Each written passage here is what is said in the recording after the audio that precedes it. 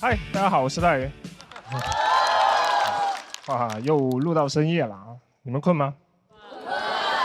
一看就经常熬夜。这个世界很多人熬夜，我懂你们。嘉宾熬夜有通告费，选手熬夜为了比赛，那只有你们熬夜，那是真热爱啊！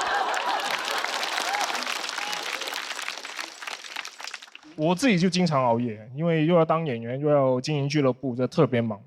有时候凌晨2点还在回消息。每到这种时候，我就会想起《灰姑娘》里面那个一到12点就会变回南瓜的南瓜车。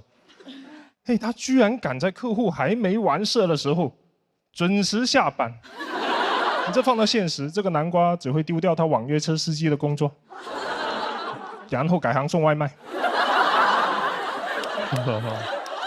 没有南瓜车那么硬气，所以我只能等到所有烦我的人都睡了以后，才有那么一点属于自己的时间，可以稍微放松一下，就会玩到3、4点。我当然知道早睡很健康，但是不开心；熬夜很开心，但是不健康，很矛盾。我到底是应该身强力壮的抑郁，还是活泼开朗的猝死？我感觉身体跟灵魂总有一个快要上路了。每天熬到3、4点，现在作息非常的规律。有时候2点困了，我都劝自己，怎么这个点就不行了？再坚持一下，床头柜刻一个碗字。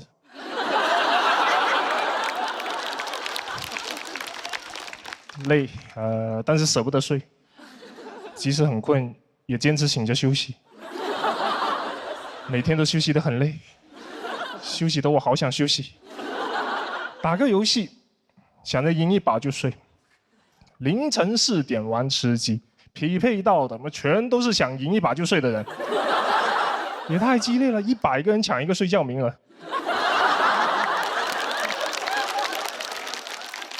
还没吃上鸡，鸡都开始打鸣了。看个电视剧吧，这一集不够精彩，不过瘾，得再看一集。这一集很精彩，等不了了，更得再看一集。连续剧不就得连续看？好不容易看完35集的《长安荔枝》，终于上床了。短视频又来找我了。我现在不是刷完一个视频然后去睡，我是在刷一个视频过程当中睡着了2、3次，我才会睡。我都不是睡过去的，我是晕过去的。刷到美一谈判，特朗普不同意，但是我点头了。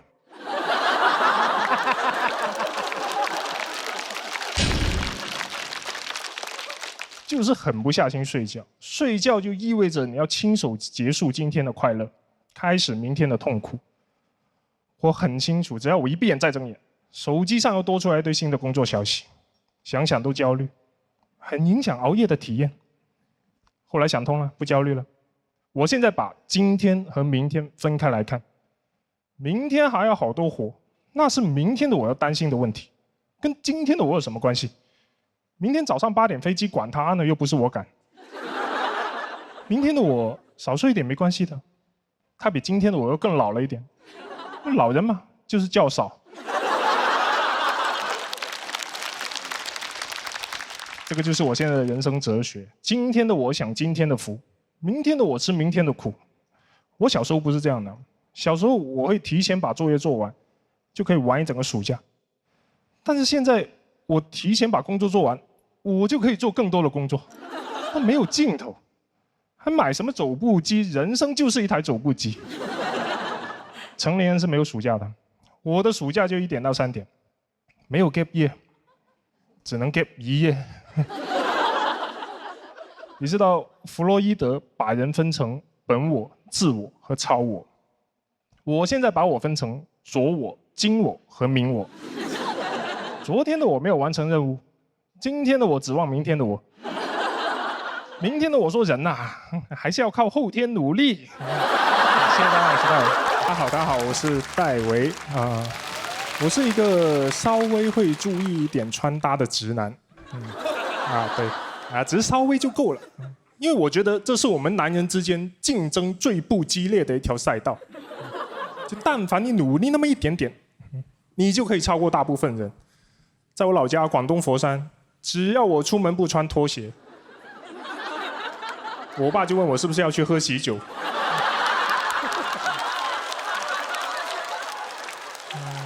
男生确实很懒得去买衣服啊，就是现在商家为了推销男装，他们已经疯了。你想想看，我们全中国最有名、最成功的一句男装广告语，居然是1年逛2次某兰之家。它最大的卖点都不是好看，是你可以少来。你就感觉这个广告打得太卑微了。就可能他们销售总监跟 CEO 说，我们今年的目标是要让顾客来2次。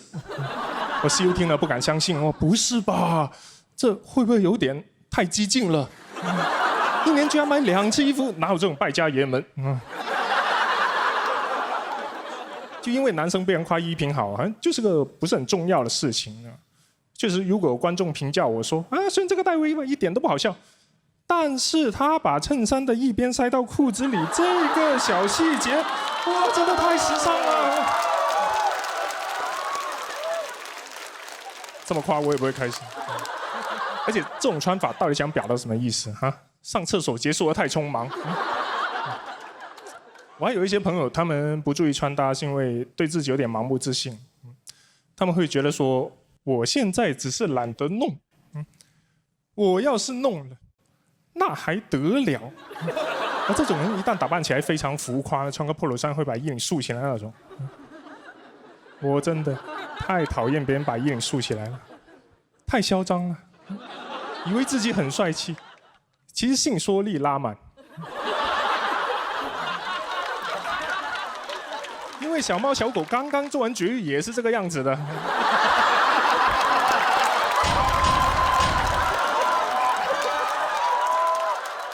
赶紧弄下来。我还很看不惯有的男生，他们不管在任何场合啊、任何搭配，都会穿那种很夸张的篮球鞋。我见过有新郎结婚的时候西装配篮球鞋，是不是有点过于随时准备弹跳了？你是要自己亲手去抢那个手捧花是吗？那真是盖了帽了。就是男生在穿搭上的消费，很多时候就集中在球鞋或者手表、手串这种东西上面，很奇怪，只打扮视之末端，那头跟躯干直接放弃。这就相当于你家装修只装飘窗。你让客人怎么说啊？虽然你这个3室1厅是个毛坯，但你这个欧式古典宫廷巴洛克风格的飘窗啊，还挺有氛围感的。我是怀疑啊，大部分男生他们是有一个内部的这种共同策略的，就大家一起约好不搞穿搭，谁敢打扮就嘲笑他。哎呦，兄弟，你好香哦！必须大家一起丑。就逼着女生没有办法以貌取人，择偶的时候只能去看一些别的东西。那只要他有上进心，那也挺好的。不得不说，兄弟们这个策略真的太成功了。你看现在大家对男生外形的要求真的好低，一般就说干净清爽就好。这是对一包湿纸巾的要求。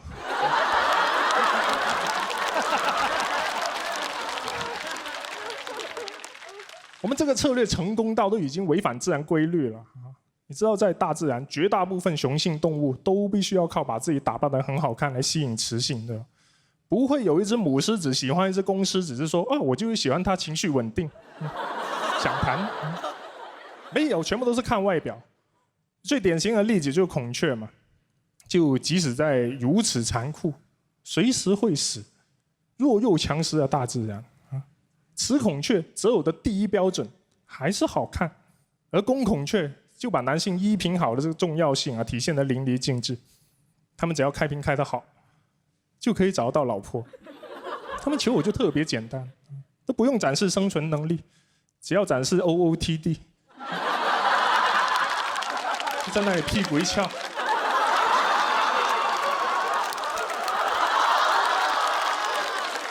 嫁给我。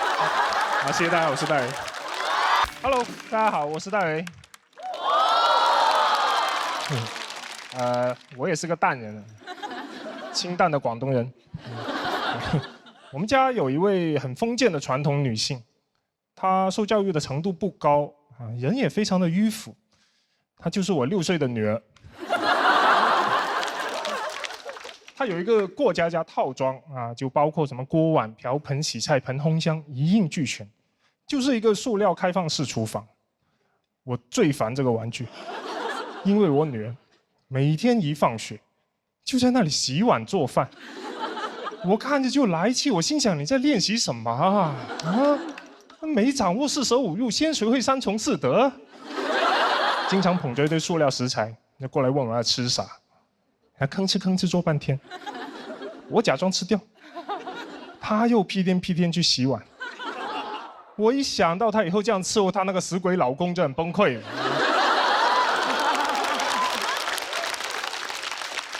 我感觉这个小孩思想太落后了，他都不知道外面现在有多少姐姐已经很努力的争取到了不用洗碗做饭的自由，他自己一上来要开倒车。你说咋办？你有没有什么培养事业型女性的游戏？比如来一个大富翁的女生版。大富婆，在这个游戏里面，她走到哪里，租金就收到哪里。她不用成为任何人的老婆，但会成为所有人的包租婆。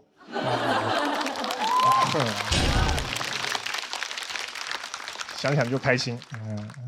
但可惜没有大富婆，最后只好给她买了个塑料洗碗机。少做一点是一点吧。就我发现他思想传统以后，我就开始留意到更多的蛛丝马迹。他现在最好的一个朋友是他班上的一个男同学，小男孩叫天天。女儿有一天跟我说，想跟天天结婚。我问为啥，他说因为天天是班长，他才6岁，择偶的第一标准，他居然是有编制。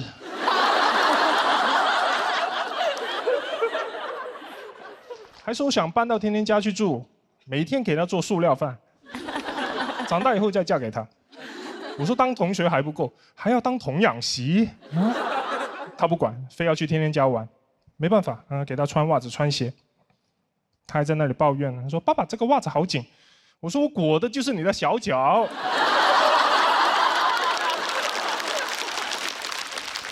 我是觉得整个环境和文化里面会有很多刻板的观念会影响到他。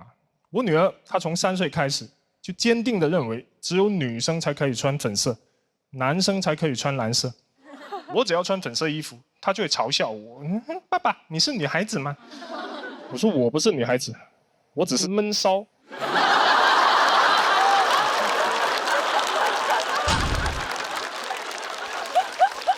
我就是很担心这些刻板的观念啊，会限制到她。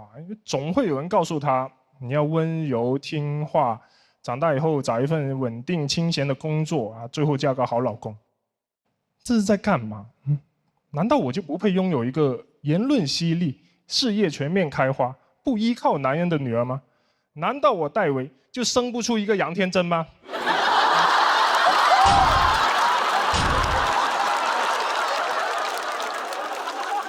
这里面我最讨厌的就是教小孩子听话。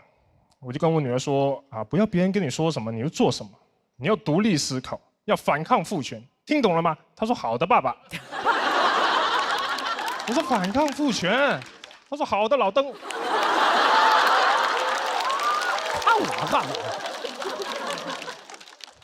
我是真的很希望我女儿可以受到更多优秀女性的熏陶，我甚至都想怎么去改装一下她的房间，墙上贴张伟丽的海报。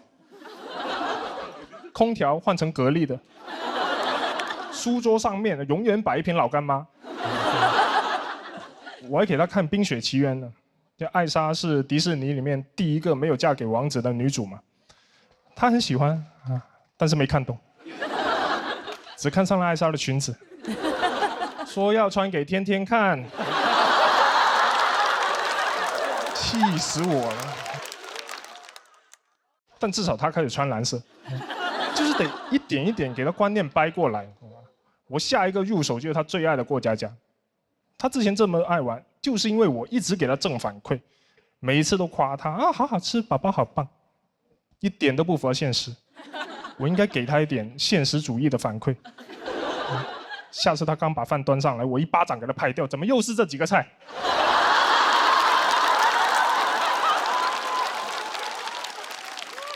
上班养你这么辛苦，就给我出塑料蛋炒饭，没有锅气，做的全是聚乙烯，一点都不偶乙烯。然后女儿就受不了了，那做饭太难了，我要跟天天玩过家家。没事，让他来当老公，我带你们玩一个非传统的过家家。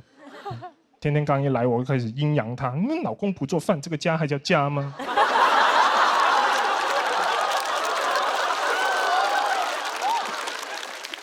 然后我再告诉他，你进了我家的门，就是我家的人，以后你是跟我们家姓戴，好好表现啊，做饭不要切到手。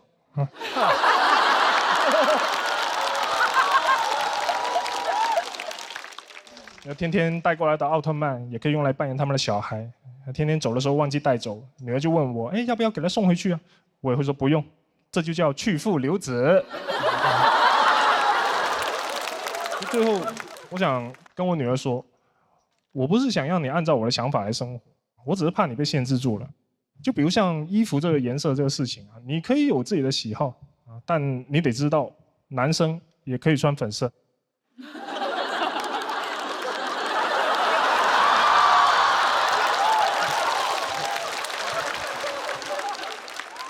而你，我的女儿，当然也可以穿蓝色。谢谢大家，我是戴。Hello， 大家好，我是刘仁成。确实压力有点太大了。我最近唯一坚持的事，就在朋友圈每天抱怨为什么要比赛，为什么会这么痛苦。前天我又发了一条，说为什么比赛就只让我这么痛苦呢？佳佳您回复，可能是因为你没参加过高考吧。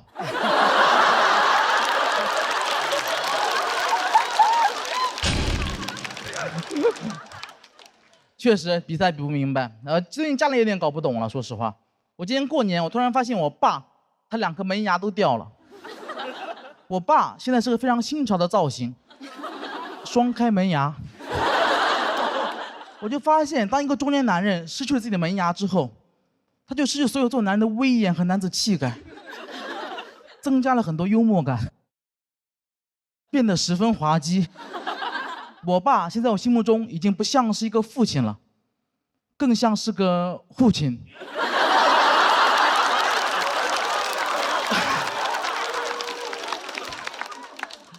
我爸干了一辈子门窗，到老嘴巴漏风了，漏的都是当爸爸的威风。我爸现在可以同时抽4根烟。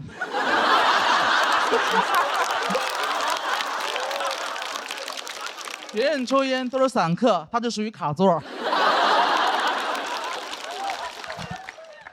其实很担心讲这个话题，大家不感兴趣。毕竟这个故事有点老掉牙了。但我爸他掉牙原因并不是因为年纪，是因为他的糖尿病的并发症。他糖尿病有点严重了，到一个很难控制的地步了。不知道为什么会这样子，可能是因为他完全没有控制吧。他对待治疗太消极了，他每天只在打完胰岛素后测血糖。我爸，你骗谁呢？你在干嘛呀？你在做数据。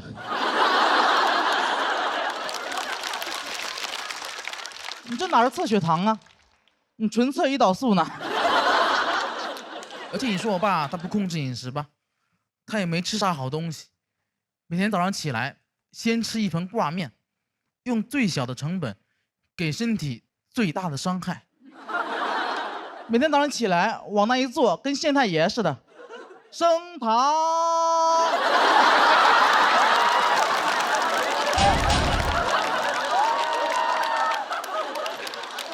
而且我爸他不仅自己早上起来他会喜欢吃挂面嘛，他不仅自己吃，他还特别喜欢给我家狗吃挂面。我特别生气，我觉得你已经因为自己乱吃东西，对吧？已经把自己搞出了一身病了，别给狗也整出病来。我爸说：“哎，别乱讲，糖尿病主要是因为遗传。”不是吃出来的。而且人的病，狗怎么会得呢？今年2月，我家小狗小黑确诊了糖尿病，给我气坏了。我爸，你得选一个吧，要么是你喂出来的，要么是你遗传的。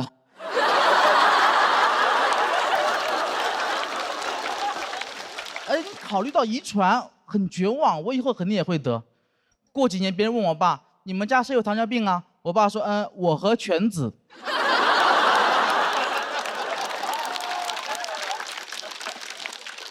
但就像我刚刚说的一样，我现在没有糖尿病。其实这个事也挺奇怪的，因为其实我才是我们家最肥胖那个人，也是饮食最不健康那个人，但我没有糖尿病。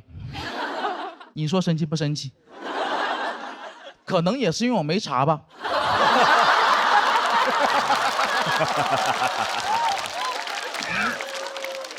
这儿你别说，真神奇，只要不查就没有糖尿病。我有点害怕体检，我很久没去体检了。我上次去体检，医生嘱咐我写作业的时候离本子远一点。但就导致这个问题在于，我现在很难劝我爸妈去体检。就每当我劝我爸妈去体检，他们就劝我去体检。你们去，你去，你们去，你去，你们去，你去。这么大年纪了，跟我玩反弹。但我真的又不敢带我爸妈我们3个一块去体检，因为我感觉我们这个家庭啊，不能同时承受这么多的打击。你不能把胖子放在一个篮子里面。要是我们家全部被查出糖尿病了，怎么办？家里挂面谁吃啊？狗都不能吃啊。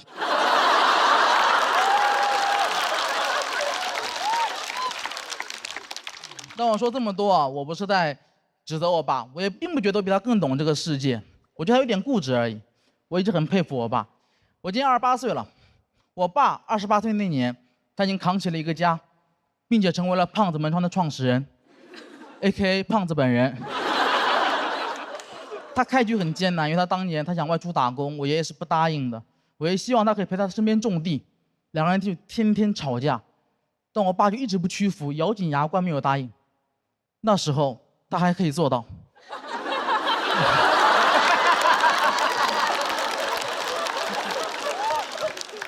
有一天他们吵得特别凶，我爷爷把我爸爸带到一个田里面，挖了个坑，跟他说：“如果你再提去外面打工的事情，今天我就把你给埋了。”然后一脚把我爸踹进了坑里。当时全村都过来看热闹了，也有人在劝我爷爷，但我爷爷不语，只是一味的挖地。这不是一般的挖地，这是道德的挖地。我现在尽量轻松去讲这个事情，但那天对我爸来说一定是非常恐怖且难熬的。那天泥土就像雨点一样不断落在我爸头上，但我爸还是没有求饶，最后他赢了。2年后他可以外出打工，临走前他跟我爷爷说了一句话，说：“谢谢你当年的栽培。”然后才有了后面的故事。他结了婚，有了2个小孩，把整个家从江西的农村带到江苏的常州，一个经济发达、教育很好但足球很差的城市。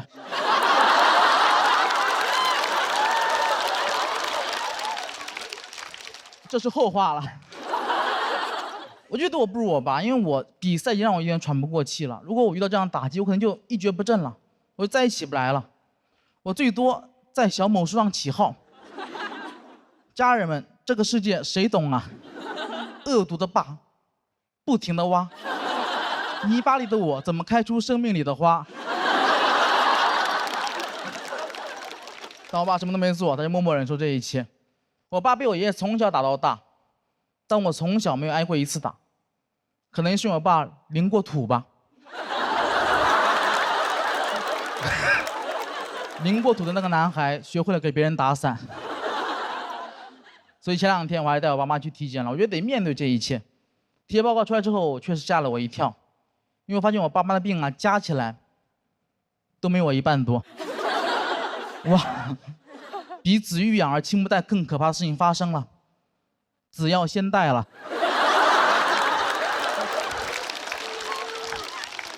所以那天走出医院的门，我爸爸一向沉默，那天很罕见的开口跟我说了一句话，他说：“儿子，你要照顾好身体啊，你要知道你的健康才是我和你妈最大的幸福。”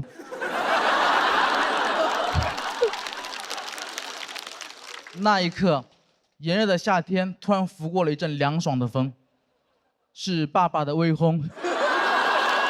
大家好，我是轮爸爸。大家好，我是杨蒙。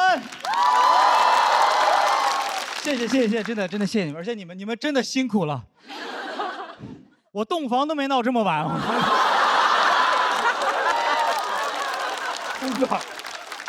我说前2天刚办完婚礼，那个婚礼其实我觉得我可以很骄傲的说，杨温结婚，大半个脱口秀圈都没来，就不是我人缘不好，就是现在圈子实在是太大了。但是我把程璐和建国请过去了。你们知道现在这两边节目打得如火如荼，我把双方各自的总编剧叫到草原上喝酒唱歌，因为我的婚礼双方停战3天。他们现在叫我脱口秀核心大使，但其实我不是太喜欢这个称号，因为我那个草原婚礼我自己设计的，我就骑马入场，我觉得特别帅，结果到他们嘴里说蒙恩出塞。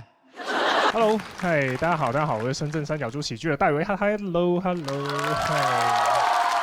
实不相瞒啊，我有一个6岁的女儿。谢谢啊！我一直都很担心自己不是一个靠谱的爸爸。我现在每天晚上9点钟准时要哄她睡觉，然后为了让她尽快入睡呢，就所有灯要关掉，我也不能玩手机，我就在黑暗当中跟她2个人并排躺在床上。大家觉得这种情况下谁会先睡着？所以一般都是我女儿帮我盖好被子，来亲一下我的额头，出去客厅倒一杯红酒，抱着我老婆啊，终于把她哄睡啦。然后她睡觉之前还要给她讲故事。那现在其实你给小孩子讲的也都还是我们小时候听的那些经典故事，但我现在回头去看，整个感受会很不一样。就比如说田螺姑娘这个故事，我小时候看会把自己带入到那个单身汉的身上，那就是在看历史上最早的爽文，那个标题都应该是极品神仙老婆给我当保姆。但我现在看，我会把自己带入到田螺姑娘她爸的身上。整个故事一下子变得很恐怖了啊！今日说法，我得一边给我女儿讲，一边给她普法。田螺姑娘在路边被人捡走了，带回了家。宝宝，这是绑架啊！单身汉把田螺姑娘的壳藏起来，田螺姑娘回不了家，只能嫁给他。这是非法拘禁加强迫婚姻罪。而且那个壳是田螺姑娘她的婚前房产，是她爸妈。2个老田螺，辛辛苦苦一辈子给他攒了首付，现在被人给抢了。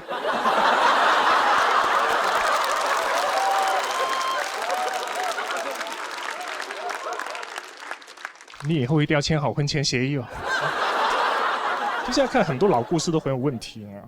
白雪公主里面的魔镜制造容貌焦虑，灰姑娘假装上流社会混圈子，想阶层跃迁，都不太对。但有的故事还是可以的啊，就据我自己观察呢，那个结局越悲惨的故事，他讲的道理就越正确。我现在最喜欢的故事是《海的女儿》。小美人鱼为了王子啊，放弃嗓音，放弃故乡大海，想跟王子在一起，但是王子娶了别人，他就变成泡沫消失掉了。多好的故事！恋爱脑的下场就是不得好死。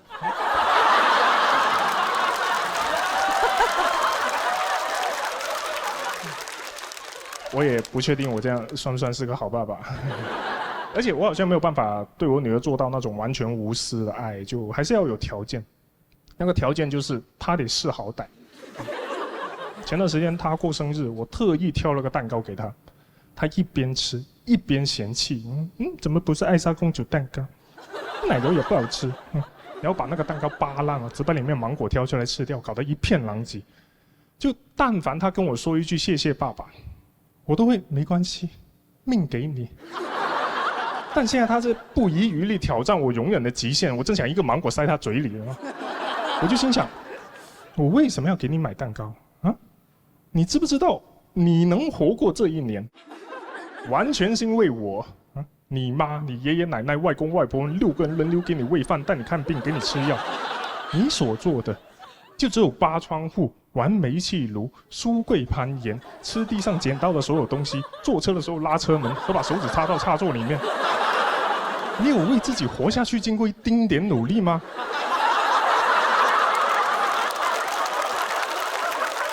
你没有，你每天作死。你连吃饭这种最基本维持生命体征的事情都是我求着你做。你能长大1岁，全部功劳都是我们6个人的。你不配吃这个蛋糕，你应该看着我们6个人吃这个蛋糕。我自己在那里越想越生气，就那一瞬间，我突然明白为什么有人喜欢把别人头摁到蛋糕里面去了。祝你生日快乐啊！快给我长大好吗？还是提醒大家，这个动作很危险啊！家里小朋友千万不要模仿我的想象，好吗？谢谢大家，我是戴维。Hello， 大家好，我是戴维啊，大家好，大家好。很巧啊，我家也有宝宝碗啊，我也是个爹。对，我女儿现在6岁，我现在不上班，我就养不起她；但是我上班，我就没时间养她，这是我最大的困扰。我也想过，要不就当全职爸爸吧，但又怕自己没有办法胜任这个职位因为大家应该都听说过一句话，叫“没有危险的时候，爸爸就是最大的危险”。这句话确实还挺有道理的我上次带我女儿出去玩荡秋千，那有一对父女也在旁边玩，那个小女孩穿个裙子坐在秋千上面特别文静，然后她说：“爸爸帮我推一下。”非常错误的决定。你们见过有人把小孩当标枪扔的吗？他爸真的一个跳步，走你！然后也不管他女儿吓得有多害怕，在那里好玩吗？好不好玩？我感觉爸爸是在问自己。我忍不住偷瞄了他一眼，我发现他也在瞄我，我一下就懂，这个莫名其妙的比赛已经开始了。你看他表情很明显要挑衅我，你好好学学，看我怎么推出了个大回环，太幼稚了，太幼稚了。所以我跟我女儿说，你抓稳啦。但我还没发力，他女儿就飞出去了，还有是沙地没有受伤。不过他爸不但没有去安慰他，还一直责怪他，我叫你抓紧，为什么不抓紧？很明显，他心虚了。因为当父母做错事的时候，他们都很喜欢通过责怪小孩来为自己开脱。不过这个爸爸他虽然嘴硬他最后还是露怯了。他说了一句我们大家都听过的话：不要告诉你妈妈。所以我家人确实也不是很相信我带小孩的技术啦，就会让我心理压力很大总怕自己会背锅嘛。上次我爸带我女儿出去玩，女儿摔破下巴。我第一反应都不是心疼她，我心想：我去，还好不是我。所以现在我自己带我女儿，我真的特别小心。她在我旁边就吃颗糖果，我都保持警惕，我就怕她噎到，我随时准备给她海姆立克急救法，就绝对不能让你妈看到不过这么小心也不仅仅是因为怕我家人骂我了，我最主要还是担心我女儿。我担心她长大以后给我推轮椅的时候，我也会问我。好玩吗？抓稳了下坡大回环。真的想想都怕，得对她好一点嘛。所以我一直都给我女儿喝爱他美卓奥，它是品牌旗下销量冠军，实证成分5天看到99%黄金效果，就算飞进沙坑也能有先锋自护力。喝爱他美，不靠谱爸爸也能做的靠谱选择，这个绝对要让你妈看到。金主爸爸必须要鼓一下掌，其实还是想多陪陪我女儿啦。有时候会跟她一起玩玩具。我女儿她有一个这种儿童版的大冒险，就有一个转盘转到什么你就做什么。有一次跟她玩输了，我一转到一个亲一下爸爸，我就说好，来吧，亲我一下吧。她说不对，是你输了，是你去亲一下你爸爸。我不知道你们跟自己爸爸是什么情况我跟我爸虽然认识35年。但我们关系还没到那一步。我想蒙混过关，我说不是这是你的游戏应该你亲我。但小孩他对这种规则特别较真，特别固执，说不是就是你输了，你去亲你爸，快去就跟我吵起来。我爸全程在旁边一言不发，假装听不到，在那里玩手机，感觉他也很害怕。没办法，我不能在我女儿面前当一个破坏规则的人，我就硬着头皮走过去。我爸也很僵硬，我俩硬碰硬，我就亲了一下他额头，我嘴唇都不敢撅起来，我就这样，他就碰了一下。那设计这个游戏的人肯定觉得是个很温馨的场景啊，他完全没想到是在挑战5000年中华文明父子关系的禁忌。我也没想到啊，明明父慈子孝啊，怎么搞得偷感这么重？那亲完以后，我女儿就满意了，说好，我们继续玩。我爸说，我先下楼买个菜，你们自己玩吧，今晚我就不回来了。其实这件事让我挺有感触的，就我小时候是有亲我爸的，但不知道从什么时候开始，好像亲爸爸就变成了一个大冒险。所以我现在其实最希望就可以平衡好上班跟养我女儿，给她足够多的陪伴。就对于我女儿来说，亲爸爸永远都不会是一个大冒险。好，谢谢大家，我是戴维。Hello， 嗨，大家好，我是戴维。谢谢。其实今天要跟大家分享一个小秘密啊，就我有一个非常独特的家庭关系。我接下来这句话信息量有点大，大家集中注意力，好吧？我爷爷他离婚以后，带着他的小孩，娶了同样是离婚以后带着小孩的我奶奶，就是带着小孩的重组家庭。我爷爷其中一个儿子，和我奶奶其中一个女儿，后来是我爸妈。别担心，合法的，领了证。对，我爸妈是异父异母的兄妹，所以我小时候真的以为哥哥跟妹妹就应该是天造地设的一对。我看那些狗血偶像剧，我就觉得，没有问题啊，非常现实主义题材，这真的会让我有点混乱。我从小就搞不太懂那些正规的亲属关系，我是直到上初中，我才勉强分清楚爷爷跟外公到底有什么区别。在我家是同一个人啊，那我同学告诉我说，他爷爷是他爸爸的爸爸，他外公是他妈妈的爸爸，不是同一个人。我说啊，你们家好乱啊！我甚至到现在我还经常记不住姑父跟姨父、表姐跟堂姐到底有什么不同。对于我来说都是一样的，就我整个家庭关系被极大的简化了。所以后来学英语学到 grandma、grandpa、uncle、cousin 的时候，那别的同学是很奇怪，老外怎么这么不讲究？只有我，既亲切又有点忐忑。我心想，我该不会是美国人吧？难道我老家佛山是佛罗里达的一座山？不过话说回来，我们家这个配置其实优势非常大。我们家庭关系就很融洽，因为是这样。首先，你想，最让人头疼这个婆媳矛盾，直接就没了。我妈的婆婆就是她亲妈，哇，他俩才是一伙的，相当于微信可以转支付宝了。猫给耗子搓上澡了，马斯克坐着比亚迪跑了。我一个老广用上东北小品的喜剧技巧了，很和谐。然后我妈结婚以后也不会有那种寄人篱下的感觉，她属于是嫁出去的女儿接回来的水，确实很方便。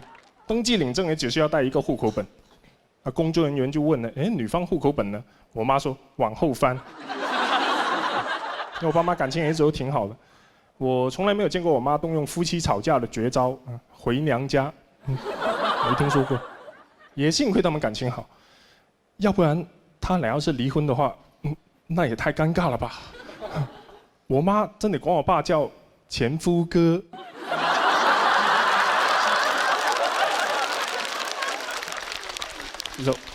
我也不可能跟我爸断绝父子关系，会很蠢。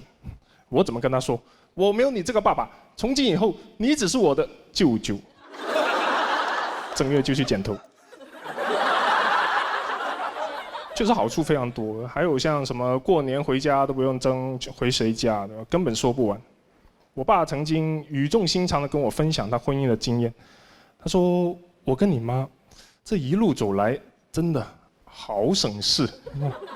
可能婚姻长久的秘诀就是省事。这家庭关系太好，以至于我看到别人家族微信群的名字，我都有点想笑。我说就凭你们，也配叫相亲相爱一家人？顶多客客气气两家人。就一般家庭里面最难处理各种问题，在我家都不存在。我们家结构性不矛盾。正所谓树挪死，人挪活，亲妈最好是婆婆。当然你们也不可能模仿，对吧？所以我也不在这里婆婆妈妈了，就祝大家家庭幸福吧。谢谢大家，我是戴伟。